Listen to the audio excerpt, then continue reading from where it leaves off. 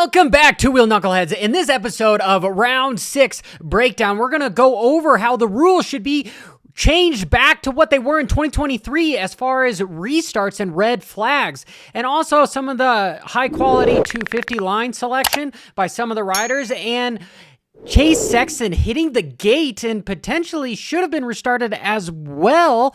And also some of the lines that Ken Roczen and some of the other 450 guys were using.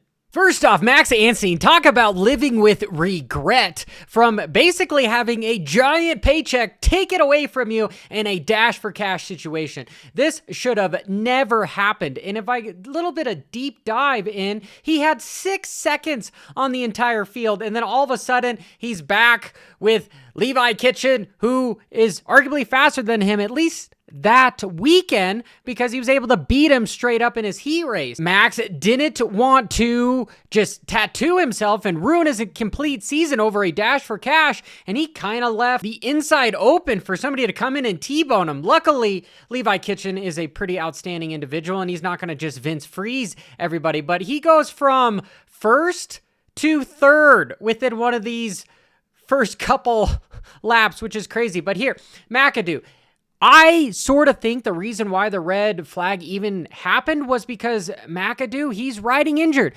The whoops. You do not go through the whoops just with your hands. You go through the whoops using your legs. You are squeezing the motorcycle with your knees, controlling it so that if it kicks side to side, he's able to continue to go straight. But the stability of that ACL is questionable because it's weak, right? And what happens here? He misses a whoop. Did we see that? Here, I'll slow it down just a little bit. He's going, nah. Bounces up right there. Front wheel misses, goes down, and then he just doesn't have the stability to hold onto the motorcycle. So it kicks him, and instantly he's off. This crash should have never happened. McAdoo was 100%. And it's unfortunate. The dude is tough as nails, and he even, after the race, told Max, hey, I'm sorry for creating the red flag. But now that I've got that out of the way, let's look at the rules. Well, if I look at the rules from, this is 2023, the race is stopped with more than 90% of the total distance completed by the race leader. Then the race will be considered complete. And that's really what I think should have happened, because from AMA standpoint, this is why I highly recommend going back to this rule book of 2023, because here, let's get some context. Restart. In all cases, the remaining race distance followed by a restart will be at least 3 laps. That's why everyone was confused in the booth about, hey, there was only 7 seconds left. It wasn't white flag afterwards. There was 3 laps. But why it should go back to the 2023 rule book is the safety. These guys are not out there for a dash for cash. And this was a dash for cash for like a 50 grand to a 6-figure bonus from, depending upon your contract and the team, Pro Circuit or Star Yamaha or even RJ's Husky team. That's a big money on the line. Do you think you're going to punt somebody over the berm for that? Oh, hell yeah. So if you're wanting to keep the rider safe, just go back to, if 90% of the race has been completed, you consider it done. Because Max was on effing rails. This is across the start. They did change this from the track map where it should have been a couple little rollers and a step on, step off, but they ended up making it just all little singles after the rollers. But watch, as he just wheel taps, and he's riding so incredibly smooth.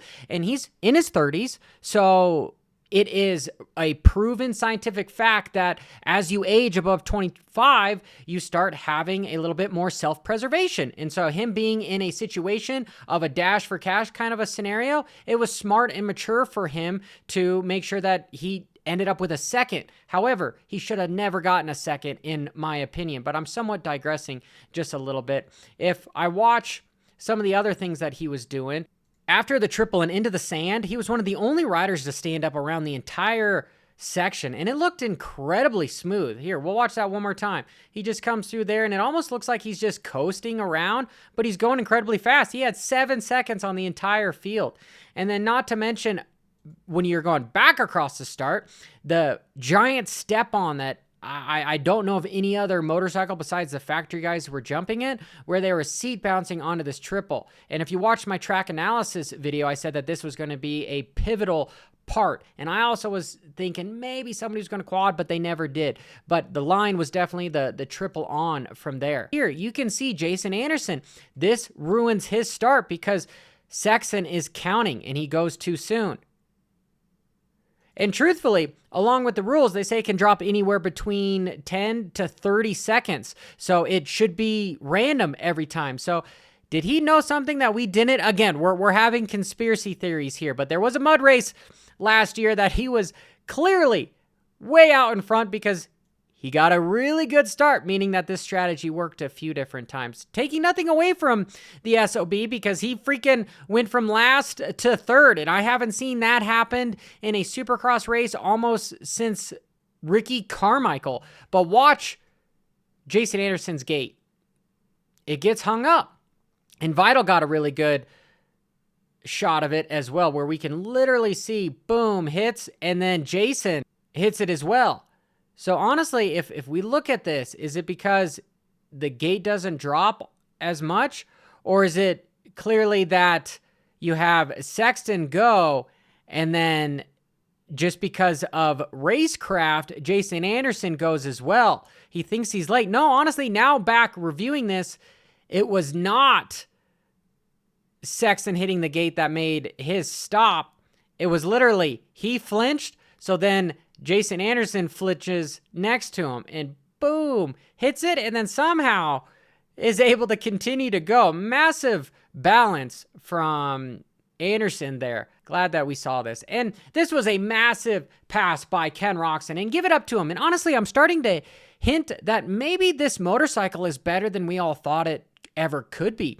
And it's probably because it's got that factory transmission in it where it could be first gear around the entire track, maybe second or third in the whoops, could be only a 3-gear transmission. However, it is working for him, but he set up Plessinger beautifully here by going wide across the start and then braking early, and Plessinger left the door open by going in deep, and Roczen just cut him up, went to the inside, and then blocked his line so he couldn't triple on. Beautiful racecraft by somebody that should have been multiple time Supercross champion by now if he didn't just have some mishaps from him. But also, what he was doing in the whoops was pretty cool. So he was da-da-da-da, and then he was jumping the last 3, which was nice. We saw him try to jump him a couple times, but he was riding incredibly well with Cooper Webb all over his butt, but he's just decides to jump out the last 3 here. And really the highlight of the track, because the track was kind of boring, right? There's a lot of stuff that happened, don't get me wrong. But as far as the sections, everyone was pretty much doing the same thing. However, Sexton was not. Across the start where we saw Max Anstey wheel tap, notice Sexton, he's going to go double, and then off one of the rollers, he's going to jump and triple through and land on a face of one of the rollers into the corner. Super fast, and this is how he was making up so much time. So we'll watch that again in somewhat slow motion, real time. Oh, so fast. And he couldn't do it cleanly. He was having to overjump it. So if we see him land here, he's landing inside of ruts, which is just gnarly to think about. That he's just, and he still soaks up the last one. Okay, so here he comes. Double, triple, then double. So much faster than the rest of the field. But this is Johnny Hopper. I'm going to be at Arlington this weekend, so make sure you hit the like and subscribe button and notification icon because I've got lots of content coming your way. Till next time, keep it WFO. Ba-ra-da-da-da-da-da.